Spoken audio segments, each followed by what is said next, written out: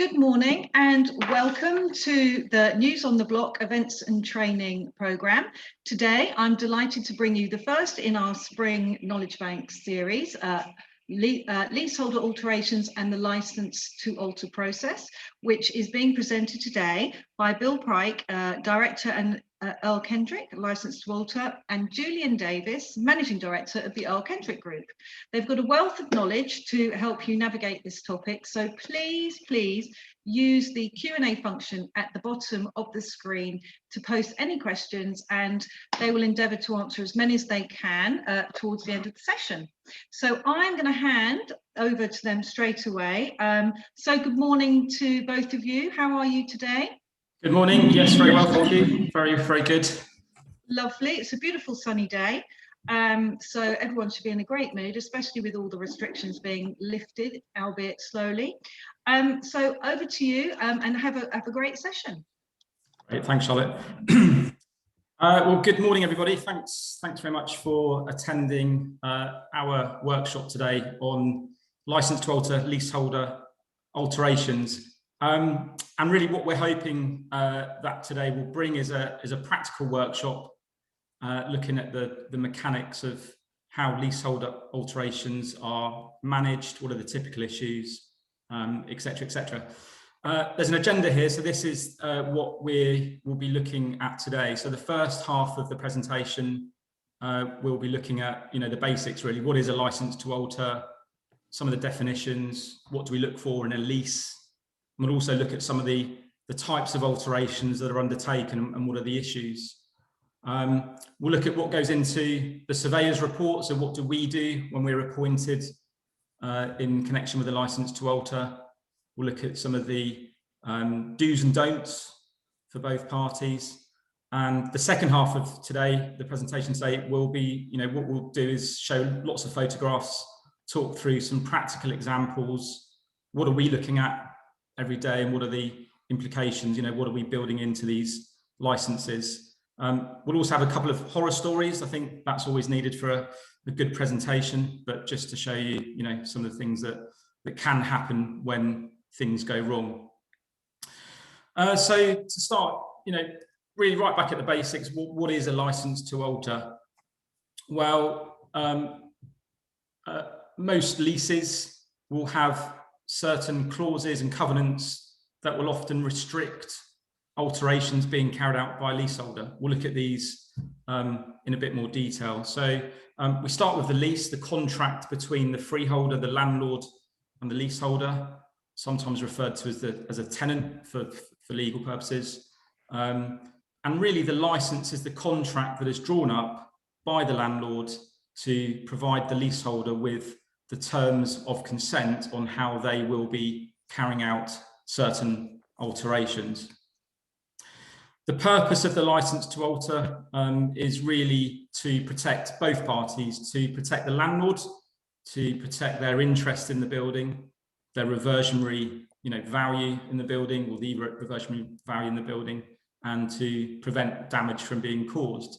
The license also protects the leaseholder who's carrying out the alterations. They've got the comfort that providing they comply with that license, they have got the consent to undertake that work. But it also protects other residents in the building. So, hopefully protects them from damage, from disruption, etc. I walked past this building probably a couple of years ago now, and I just thought this really does paint the picture of what can happen if alterations are unregularized. So we've got this building, perhaps not the world's most attractive building, but we have what appears to be a leaseholder alteration, a boiler flue that's been stuck out the front elevation of the building with this condensate pipe. The boiler gas is causing damage on the brickwork. The condensate pipe is leaking, it's rusted the sign, etc. So what is effectively a minor alteration, we've probably had a leaseholder that's appointed a plumber to come in and replace their boiler, and this has happened. So clearly unregularized. Clearly this type of alteration, or the type of work that's been undertaken here, would not, in my opinion, have been consented to. Typical things like this as well. Again, boiler flues are a really good example of what can go wrong. Often boiler flues are cut from the inside out. without any regard to what's on the outside of the building. And we know from carrying out major works that quite often these boiler flues are cut through lintels. I've seen boiler flues that have been cut through rainwater pipes on the outside of the building, etc., etc. So even the most basic, simple alterations do quite often require a level of control and consent.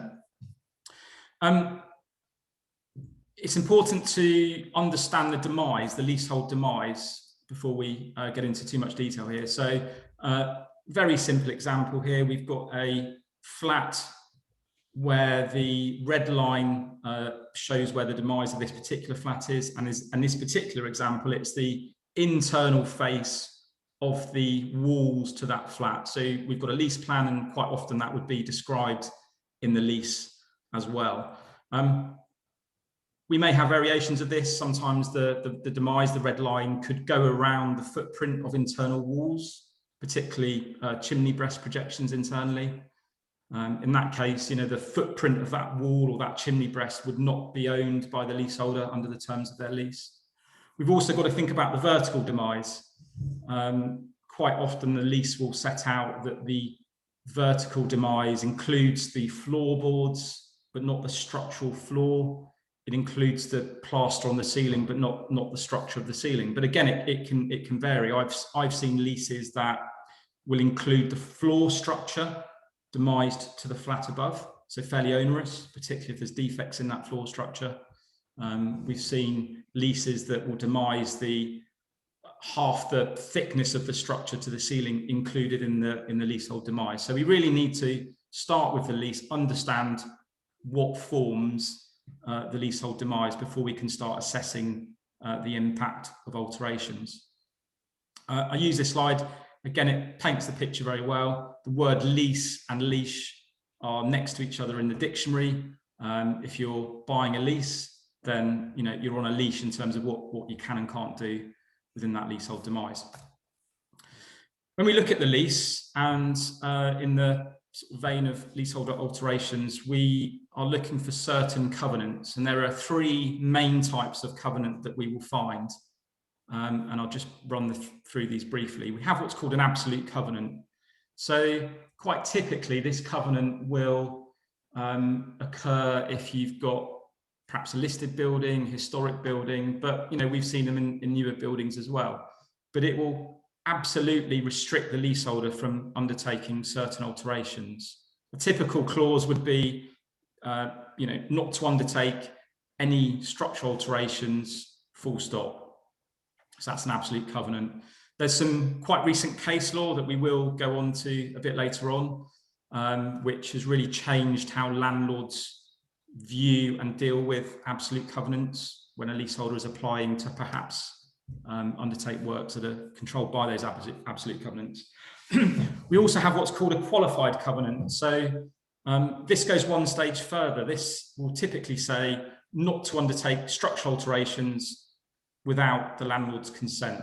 So that qualified covenant will provide the landlord with the ability to provide consent for those alterations if they decide to do so. We also have what's called a fully qualified covenant, which goes one stage further, and that says that the landlord's consent must not be unreasonably withheld. So, not to undertake structural alterations without landlord's consent, which must not be unreasonably withheld. We may also have a silent lease. So when we're trailing through the lease to look at the alterations clauses, we may see a lease that doesn't appear to control the alterations. Again, fairly, well, I wouldn't say fairly common, they do occur sometimes on newer buildings. But what you might have is other clauses in the lease that will have some impact on alterations. So, example here could be a nuisance clause in the lease not to create noise nuisance or not to, incur noise nuisance. So that quite often would control things like hard floor finishes. So we look at the lease, we look at the lease plan, and quite often we may be dealing with a regulations manual for a specific building. So these manuals, policy manuals, leaseholder alteration guidelines, whatever they're called, are quite often drawn up by Landlords, managing agents, they will possibly be referred to in the lease or run with the lease. But these manuals quite often go into a lot more detail. So the good examples that we've seen or we've been involved in preparing will set out what the lease says. It will set out what the landlord will and will not consider. And they may even give some direction on types of materials to be used, so specifications. The good examples will also include the landlord's fee scales, the landlord's timescales for reviewing and assessing alterations, etc., etc. So, you know, good proactive landlords and managing agents tend to put these documents in place, particularly for larger buildings where you may have a certain number of alteration requests at any one time. But again, these manuals are very good if somebody's buying a flat. You know, send this as part of the seller's inquiry, so leaseholders will know what they can and can't do, but importantly, what the process is before they buy into that particular building. What we found over the years of dealing with leaseholder alterations is that the process relies on a clear understanding of how the parties that are involved in a particular application will work together. We've produced a flowchart. I haven't got time to talk through this in detail today, but what we'll do is send this as a follow-up to the presentation. But where the license to alter process falls down is where there's confusion, ambiguity, the party's not really understanding what they're doing, what's the next stage, how do they signpost to the next stage. So if you're dealing with leaseholder alterations, it's really important to, if you're a property management firm, at least internally have a framework and a process that how you're dealing with alterations, who you're referring to, what their process is, etc., etc. Because you've often got a number of stakeholders. You've obviously got the leaseholder, the landlord, yourselves as the property manager. You've got surveyors, if surveyors need to be involved. You've got the solicitors. You may have other consultants, structural engineers, acoustic engineers, etc., etc. And quite often those stakeholders might be different for different buildings that you're dealing with. Some buildings will have preferred landlord surveyors, preferred solicitors, etc., etc. So one of the sort of number one takeaways really is to really ensure that you've got a streamlined process for when that application comes into your in-tray. When surveyors are involved in leaseholder alterations, there's a number of things that we are looking at. So I mentioned earlier, the license to alter process is really there to protect the landlord's interest in the building. So we've got to be assessing the technical aspects of this application. Can we give some direction, give some help, guide the process? If it's a leaseholder, which quite often the case, they're not really aware of the process, they haven't dealt with a license to alter application before. There's a heck of a lot of hand-holding and guidance that goes into our role in bringing the parties along through the process. But we do look at certain aspects. So we'll send the slides around after the presentation. And again, I haven't got the time to go through all of these in any detail because that's a sort of presentation in itself. But I'll pick out some of the pertinent aspects here. Excuse me. Planning and listed building consent. So this is typically involving external alterations. So it might be window replacements. It might be boiler fluid penetrations, but even sort of things like external drainage pipe alterations, particularly if it's a listed building. So, does the work require planning or listed building consent? If it does, has the leaseholder got that consent in place, or are they, progressing that application? Because if the works are undertaken and the planning or listed building requirements have not been met or discharged, enforcement action can be taken against the landlord as the owner of the building. Layout alterations, this is very common. There's a huge move for open planned living. This has been the case for 15 plus years at least. So we need to be looking at, well, what is the what is the implication of this layout alteration? You know, does the scheme comply with building regulations? Even now, we receive plans for layout alterations that do not comply with building regulations, and it's really surprising. You know, the fire strategy for that particular flat doesn't work with this particular open plan living. So what are the mitigation measures that need to be included? Some landlords that we work with will prohibit bathrooms and kitchens being relocated over bedrooms in the flat below for various reasons. Some buildings are a bit more relaxed, but with certain provisions being built into that construction. So acoustic separation, waterproofing. So if there's leaks, then there's a barrier that will help to reduce the impact on the flat below, etc., etc. External alterations, what we're looking at really is what's the impact of that particular alteration, but importantly, if the landlord gives consent for this external alteration, what's the process if all other leaseholders apply for the same alteration? And this is a key consideration for things like air conditioning units. You know, we might have one leaseholder in a block of 12 flats that wants to put air conditioning on the roof. And that could be seen to be quite limited. You know, obviously we would need to look at how that's fixed to the roof, what's the maintenance requirements, what happens when the landlord wants to replace that roof, who pays to take the air conditioning away.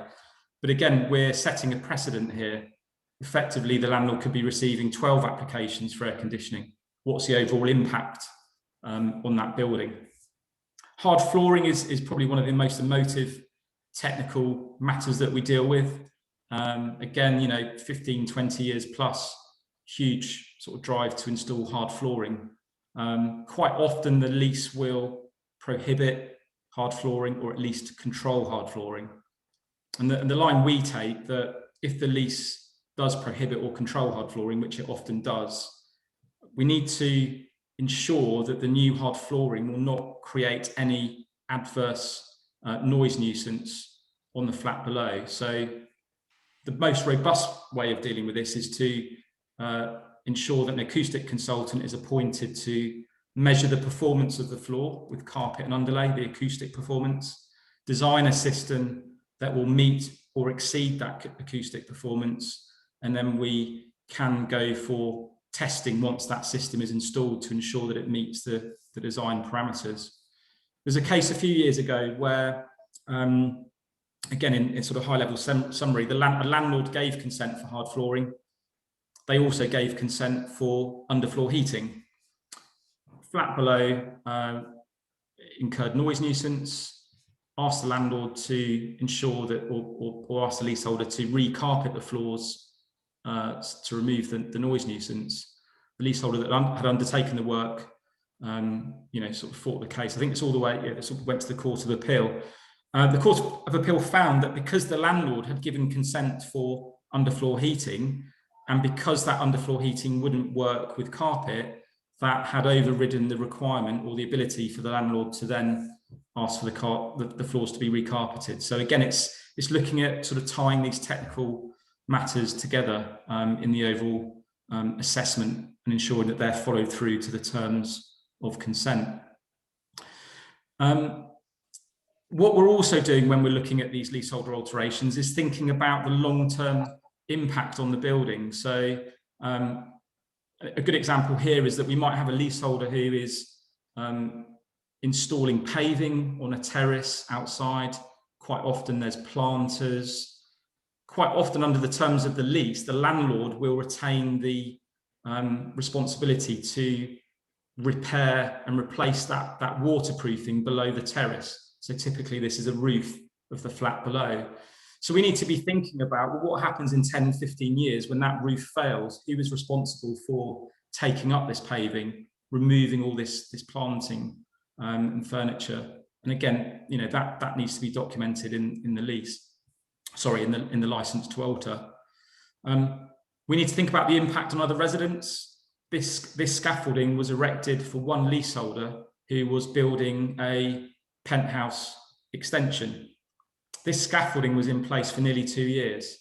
So you can imagine the impact on other residents in that building who are not party to this, this work.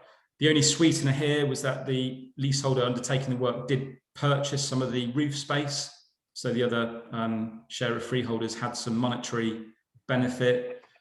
Part of the deal as well was that the leaseholder undertaking the work would also do the external repairs and redecorations. But again, that was a very small part of the overall programme where this scaffolding was up for a long, long time.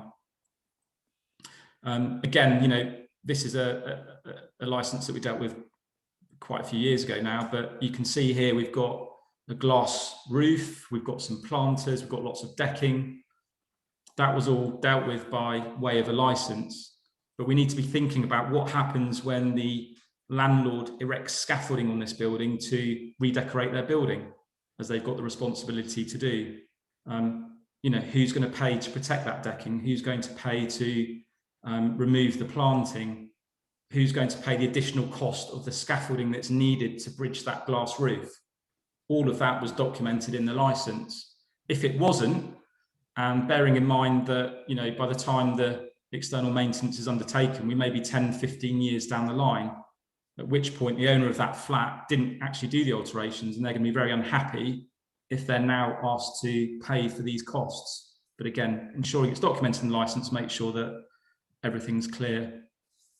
And then, you know, extensions. So this is a lower ground floor extension.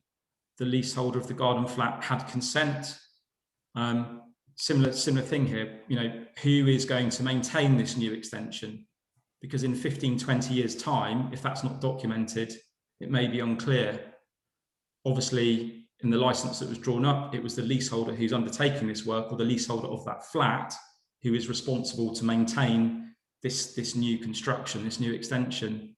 But again, we've got to look at the insurance, you know, buildings insurance, so reassessing the reinstatement costs, similar issues with scaffolding over a glass roof, again, building all that into the terms of the licence. We've got another CPD on the Party Wall Act, so I'm not going to spend a lot of time on this here, but main point here is that whilst the landlord may be providing a licence to alter for alterations, quite often, particularly if we're dealing with structural alterations, the leaseholder will also need to issue party wall notices and move towards drawing up party wall awards with both the freeholder and adjacent flat owners. The Party Wall Act is actually called the Party Wall Etc. Act 1996, and the word etc. is in there because it doesn't just apply to walls, it does apply to other building elements. And in the case of long leasehold flats, the Party Wall Act does apply to the floor or ceiling structure, whichever side you're on, and, you know, works to those structures could be notifiable. We do see sometimes landlords saying, well, actually, because we're giving you a licence, you don't need to follow the party wall process. And we even more alarmingly see surveyors saying that as well. And it just absolutely is not the case. The requirement to serve a party wall notice, if the works are notifiable, is a statutory requirement. So it's not desirable, it's not optional. It's a bit like building regulations. If the work that leaseholder is doing is notifiable under the Party Wall Act, that notice needs to be served. And the best way to look at this is that if you've got a notice being served on the leaseholder above, as you would do if you're, for example, cutting into that ceiling to install structural alterations, then there's a direct contract between the leaseholder above and the leaseholder undertaking the work. Without that party wall agreement, if damage is caused to the flat above, that flat owner has recourse only to the landlord, and the landlord back to the leaseholder undertaking the work through the license process. So it becomes more complicated. But yeah, that's the sort of main summary of the Party Wall Act. And these are the sort of alterations that would quite often trigger party wall notices. So as I mentioned, cutting in steel work to the ceiling above. So obviously major structural alterations, but removing chimney breast projections internally. So if a leaseholder is given consent to remove a chimney breast projection, obviously there's certain things to look at there, but again, that work would typically be notifiable. So when we've undertaken our technical review. And obviously through that process, we ask a lot of questions, we give some guidance, we really drill down on some of the technical methodology of the work. We produce a report. That report would typically go to the landlord, and the report comprises a summary of what the works are, what the lease says, and how the works are, how the lease clauses affect the works. So what are the restrictions? What's the landlord able to do in terms of the consent? We give our technical consent assessment, and then importantly, we set out our recommendations for the terms and conditions of that consent.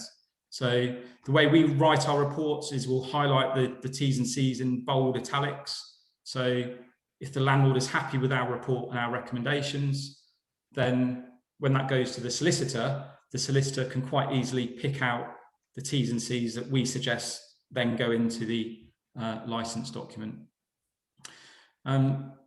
Many old leases will say, when the leaseholder is applying for a license, they need to send 4 paper copies of the plans to the managing agent or to the landlord in a bundle. And that's really outdated now. We definitely don't want 4 packs of plans coming to our office to assess what's going on.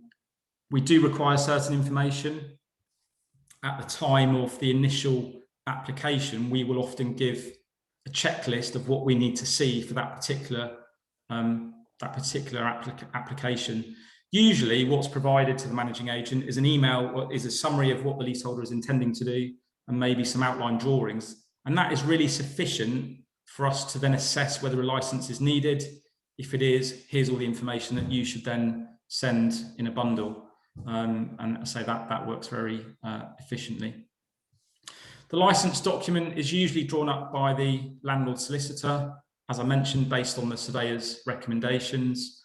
But if it's a limited scope of work, we've worked with landlords and managing agents over the years to produce what we call a short form license. So, if you've got somebody who's refurbishing a bathroom or a kitchen, and the cost of that work is quite limited, the cost of going through the license to alter process, particularly when you've got solicitors involved, and usually 2 sets, that can be disproportionate to the work being undertaken. So some landlords are happy to send what we call a short form license, which is basically based on our surveyor's letter, in order to cut down the fees and the burden on the leaseholders undertaking their works. When we're monitoring the works, it's important to sort of highlight that as the landlord surveyor, we're only there to monitor that the works are being undertaken in accordance with the license. So we're not there as the leaseholder's project manager, which can sometimes get confused. We might be on site monthly, it might be every 6 weeks, it might be just a final inspection on completion. We work with numerous landlords around the country that are just happy for us to do a desktop review and then only visit if there's complaints of noise or damage, etc., etc. And that works really well, again, to minimise the fees. If it's a large alteration, we've been involved in a new story being added on top of a block, then we may be inspecting weekly in order to ensure that the landlord's interests are protected. But we normally give some advice as to what frequency we feel that we should monitor in order to discharge our role satisfactorily, but it's usually very limited. Obviously, when the works are completed, we will carry out a final inspection, ensure that all of the conditions have been met, all of the conditions that need to be discharged have been discharged, and we've got all the paperwork in place before we issue what we call a completion certificate. Everything I've spoken about up to now is sort of in a good, when things go well, leaseholders know that they need to apply for a license, etc., etc. But quite often, things can happen without the landlord being aware, without landlord surveyors being involved. So leaseholders can, progress work without consent. And sometimes this is only picked up if a flat's being sold. So, leaseholder puts their flat on the market. a good surveyor or good solicitor will pick up that the floor plan of the flat that's being sold is different to the lease plan, and then a process needs to then what we need to look at is, well, how do we regularise these alterations? Can the landlord regularise these alterations?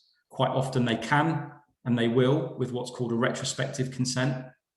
The difficulty here is that perhaps all the conditions that we would have asked for as part of the construction can now not be added. But in some cases, if the alterations are not suitable, then the landlord can ask for reinstatement. And I have been involved in cases where that's happened, particularly where we've got perhaps open plan layouts that don't comply with building regulations, don't comply with the fire strategy. Landlord can, of course, ask for some alterations to be undertaken. They could ask for compensation, and in the worst worst scenario, the landlord can ask for or pursue breach of lease and forfeiture. I mentioned at the start that we'll look at a couple of horror stories before we look at some of the case studies.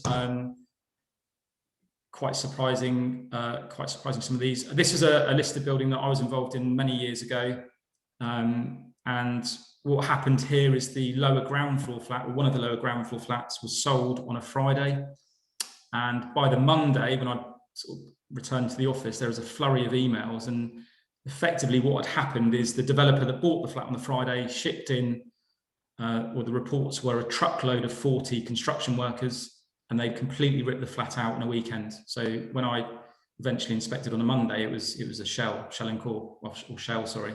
This was a listed building, so the developer, who was the leaseholder, obviously didn't have any landlord's consent, didn't have any statutory consents in place. So this got very messy. The landlord served an injunction, which still took a bit of time, but then the flats stood vacant for a good 3 to 4 months until things were sorted out. This is a photograph taken of a site where, of a flat where this photograph is actually our first visit to this particular flat. The landlord in this case was aware that works were being undertaken. They asked us to go and have a look, and this is what we saw. What you're seeing here is that masonry structure is actually the main chimney breast running through the building, and we've got 3 floors of flats below us here.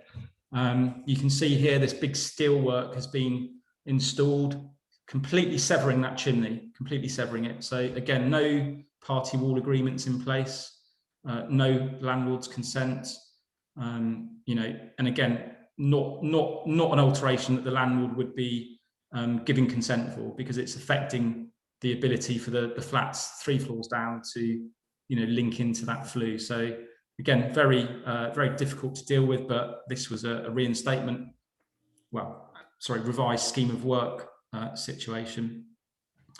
And this photo here is actually, this is a surveyor that I know that sort of, is aware of this case. Effectively what happened here is a very high quality mansion block where a leaseholder in the lower ground floor flat actually dug out a basement. And I think the reports were that residents in the building started seeing buckets of mud coming out through the windows. So they, got in to have a look, and the leaseholder in the ground floor flat was digging a basement, again without any party wall agreements, no license to alter. I don't think any structural engineers were involved, and you can see here that the building is seriously undermined.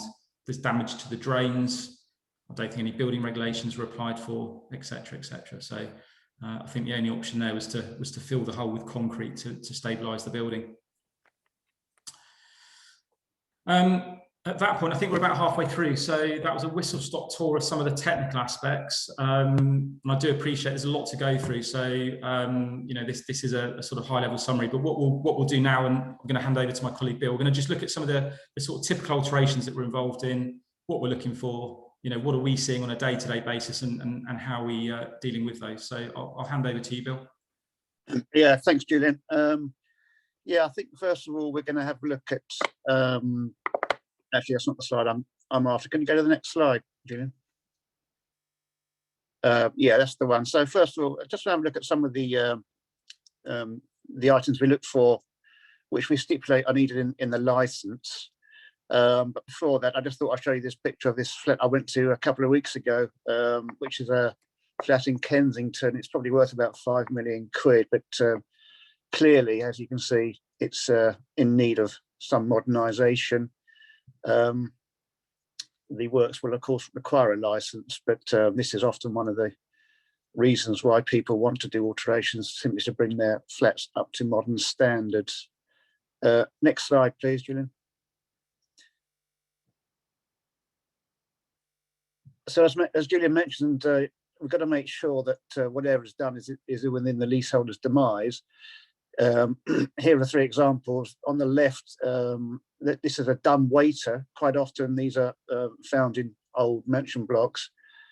Flats often want to use this space because the dumb waiter is no longer used. However, of course, that space does not belong to the leaseholder. It's not part of their demise. And so the landlord may wish to ask for a premium should they wish to incorporate that space into their flat. Those that don't know, a dumb waiter, I mean, it's probably quite obvious, but a dumb waiter is effectively a small, almost like a service lift that was used to transport typically food and coal up from the basement. But yeah, we see a lot of these in mansion blocks where they're just redundant. You know, it's just a void through the building. Yeah, the second photograph is simply as somebody wishes to run a large electrical cable through the common parts and installed this rather ugly trunking. They didn't receive consent to do that from the landlord. The third photograph is a roof space which has been incorporated into the flat below. Again, that wasn't part of their demise, and they hadn't received landlord's consent to do that. The landlord would have charged a very large premium for the incorporation of that roof space into the flat. Next slide. Julian touched on scaffolding access. Here's just some typical examples of the kind of scaffolding which goes up for alterations. Not quite so extensive as the example Julian gave, but you can see that these are going to be an eyesore and disrupt the other leaseholders' enjoyment of their flat for some time during the project. Next slide. So, and some of the things that we look at here is if scaffolding is being erected by a leaseholder, you know, we need to build into the license things like regular cleaning of the other residents' windows, who's paying for the, you know, any increase in insurance premiums as there may be with scaffolding being erected, alarming the scaffolding, you know, et cetera, et cetera. And sometimes the scaffolding is actually being placed into the demise of another leaseholder, particularly on the lower ground floor flats. So we might be then helping to negotiate the access licenses, et cetera, et cetera. We would always put, if they weren't using scaffolding to access the flat, they would have to go through the common parts. So we would always put in the license that the common parts need to be protected, especially the flooring. We would also really expect the walls to be protected. On the third photograph here on the right-hand side, you can see that the leaseholder has protected the walls with, I think it's correct sheeting, and that's to stop any impact damage as the contractors bring materials into the flat and outside again. We would also, of course, expect the common parts to be at least cleaned once the works were finished. Waterproofing is a general requirement for most licenses for wet areas. You'll see here in the first 2 examples, this is typical waterproofing system. It's called ditch and mat, where this is laid on the floor and tiles are laid above that, but it provides a very good waterproofing barrier to the flat below. The third slide shows underfloor heating being installed. This is a wet underfloor heating. Some landlords may require the full area below the wet underfloor heating to be fully waterproofed as well. I'm not sure I agree with that fully, but I can understand the consideration in these matters, because where there's wet underfloor heating, there's also a chance of a leak. The other important feature of most licenses is acoustic insulation, as Julian mentioned. Here we can see some typical examples. On the left is a hardboard floor with an acoustic membrane already affixed to that. The middle photograph shows the acoustic insulation which will be laid down where underfloor heating pipes are being laid. And the third example shows actual insulation of pipes themselves, which run through the floor void. Next photograph.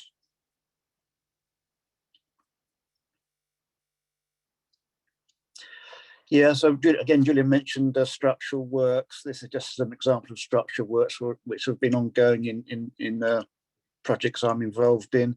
As you can see, they can be quite extensive, especially something like that middle photograph where quite considerably large steel beams have been installed to support the floor above. We would undertake a review of that, but also we would expect the input of structural engineers, and also, of course, building control would need to be involved in all of these cases too. Next slide. Damage. This is an important part we play in assessing any damage which has been caused by the work. Sometimes that may not be all that obvious, but of course, in other occasions, it can be all too obvious, as was the case here, where alterations are being done to the flat above. This particular flat, the family were sitting around the kitchen table a few minutes before the ceiling here caved in and caused quite a considerable amount of damage. Next photograph. Another common problem with alterations is in respect of leaks, which are quite often caused as a result of plumbing works in the flat where they're doing the alterations. Sometimes it can be fairly minor, like the last two photographs, but in the first photograph, it's quite a major flood into the flat below, which just so happened to be the same flat where the ceiling collapsed. So that flat was in rather a lot of difficulty throughout this project. Next slide. At the end of the works, we like to make sure that the works are being completed satisfactorily and there are no obvious faults.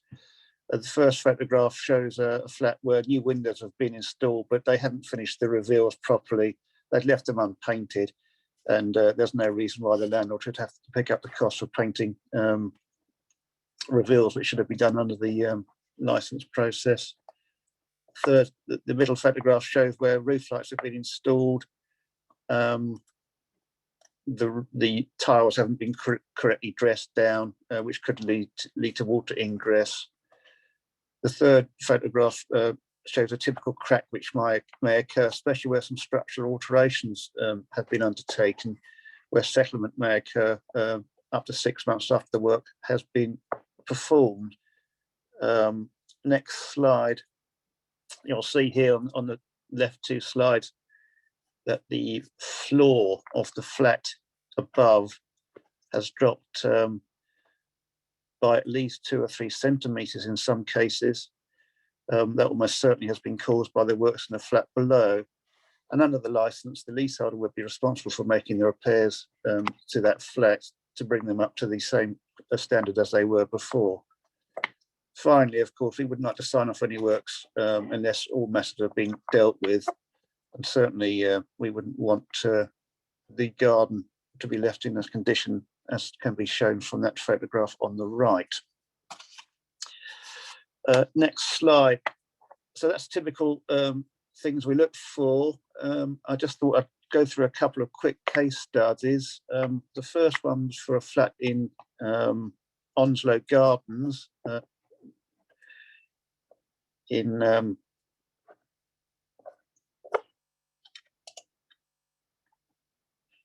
Onslow Gardens in Chelsea, where the main part of the job was to construct a terrace conservatory, as well as layout changes to the main flat itself. Next slide. In this particular case, the lease was absolute. It didn't actually allow alterations to be undertaken, although in this case the landlord decided they were happy to let them proceed with the alterations under the license. Next slide.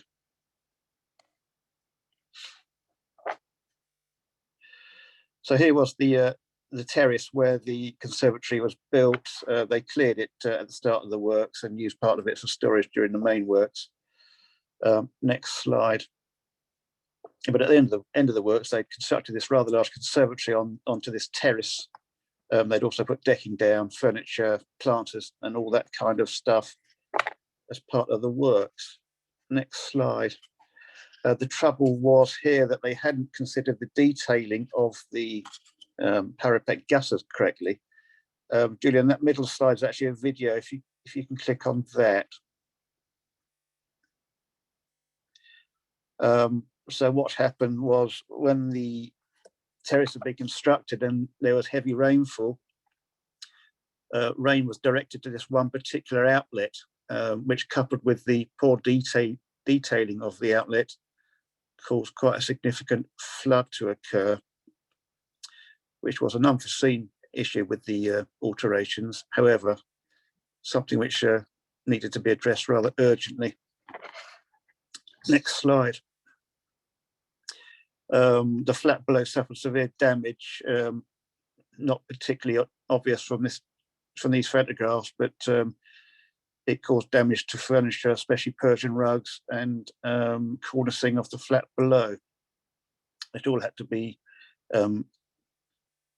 paid for by the leaseholder as compensation. To remedy this problem, we agreed that a third gully should be installed to the parapet to help alleviate the amount of rainfall coming through that one end gully. Next slide. We did specify how that should be done. However, the contractors in this case were particularly inept. I think there's some other slides there, Julian, if you click across. Yeah, so this is how the contractors dress these gullies in question. And as you can see, that's not something we would possibly allow the landlord to accept. Another example is one we're doing it in Rose Square at the moment.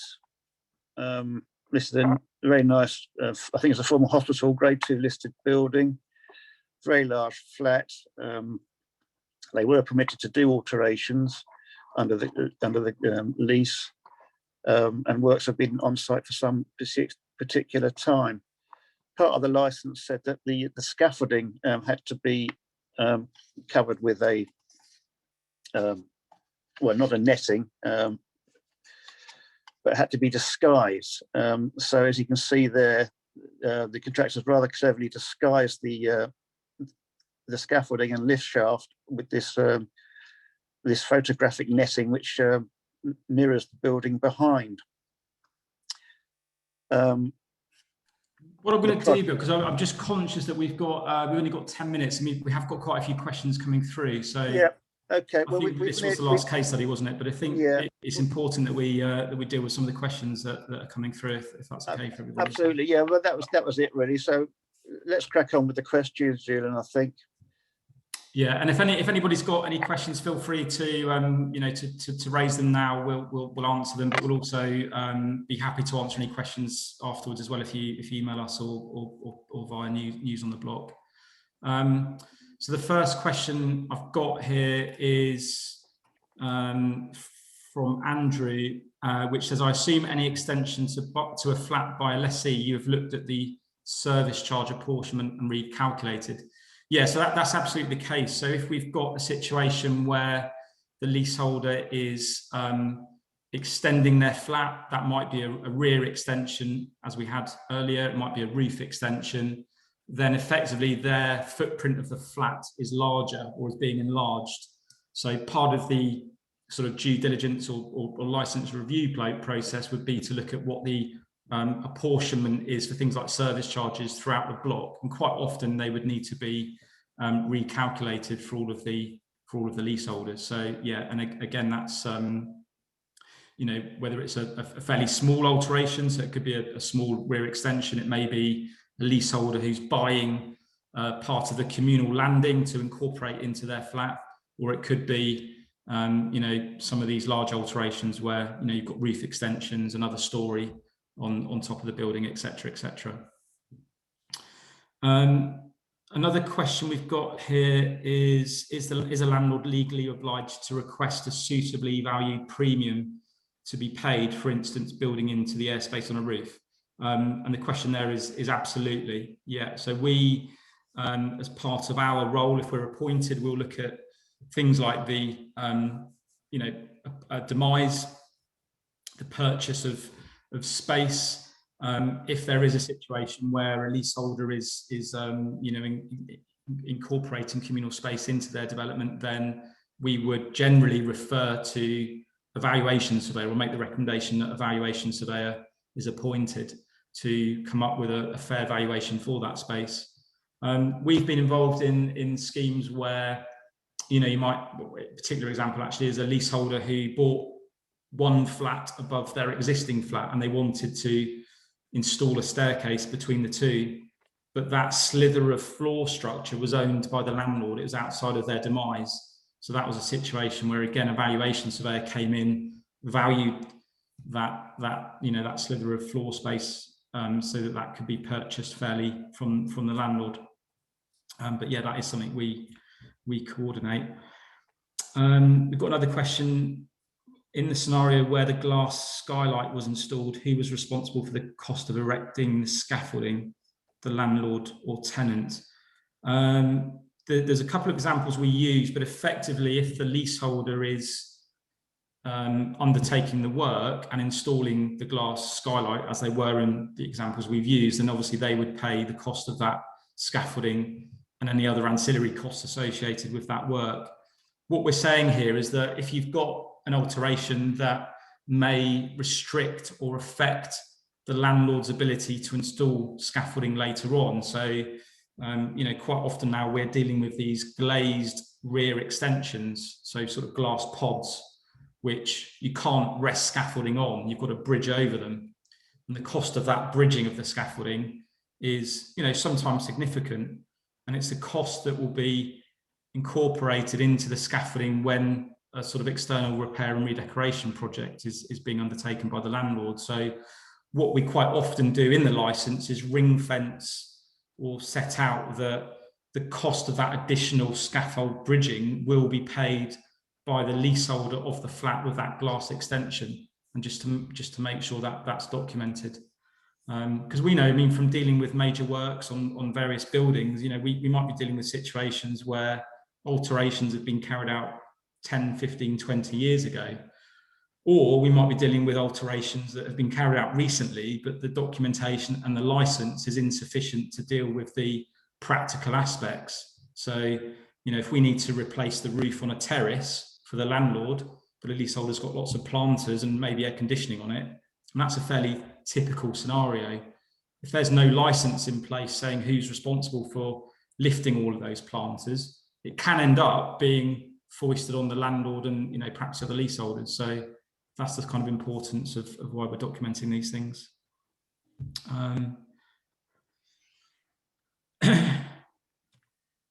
If the landlord wishes to proceed with an extension, is a deed of variation required? Yes, quite often. Yes, it will be as well. So that's something that the solicitors would draw up as well, and that would run with the lease. So I'm just looking at some of these questions that are coming in.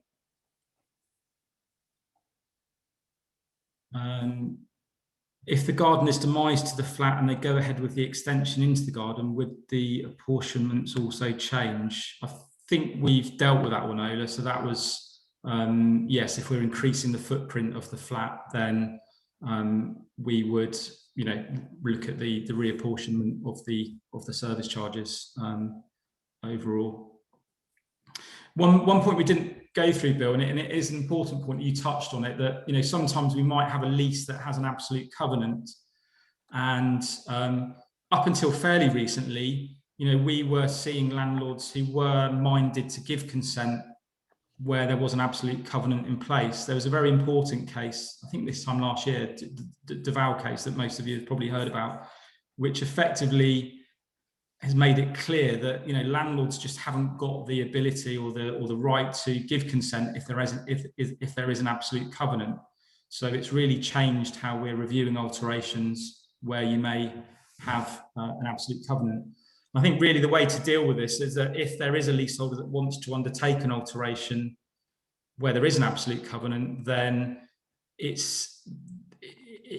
landlord can only give consent if all of the other leaseholders in that building have agreed to that alteration being carried out. But it certainly, made landlords and surveyors actually, and all of us probably a bit more cautious of where we've got these absolute covenants. Yeah, there's in my experience, Julian, there's three ways that landlords are dealing with this. First is they just take the risk that their waiver won't be challenged, so give consent anyway. Which is fairly unlikely now, but yeah, that is one option, yeah. The second is what you say, that they need consent for all the other leaseholders for the works to be undertaken, which might be okay in smaller blocks, but in much larger blocks, it's very difficult to get consent from every other leaseholder in the block. And the third, much more complicated and expensive route is for the landlord to enter into a deed of variation for all the flats. But again, I think this is rather unlikely. So this second option is probably the most pragmatic. I think we're just out of time. What we've got here is again, because we've been dealing with leaseholder alterations for a long time, we put together a number of fact sheets actually, which some of these cover the matters we've discussed. Some of them are looking at different sort of practical applications, but feel free to visit the website licensetoalter.com. They're all on there. You can download them. What we do is we put these in place actually, because as I said earlier, a lot of the time that we spend is actually educating leaseholders what they need to provide, what's the requirements and why do they need to provide this information. So they're often quite good guidance, guidance booklets to educate, all parties why we need certain things. And I think that's probably, we're being told we're on time, we're just about to finish. So hopefully that was useful. I'm very aware that we tried to condense a lot of information in an hour there. So do feel free to ask more questions afterwards. I'm sure we'll send our email addresses out. We're more than happy to help. Absolutely. We will be sending everybody who's logged in a copy of your slides and obviously your contact details, which is great. And thank you so much for covering that topic for us. We got lots of questions, which was great. So there is definitely a lot of need out there for more information. And obviously we'll make sure people can contact you directly if they can. So thank you so much for joining us today. Next week we've got Marianne Bowering presenting Knowledge Process, the EWS1 Golden Thread of Information. If you're interested in that, go to the News on the Block website under events and training, and you can see the other sessions that we've got coming up. So once again, thank you very much, gentlemen, for your session today, and hopefully we will see you all next week. Thanks everyone. Have a nice day. Thank you. Bye-bye.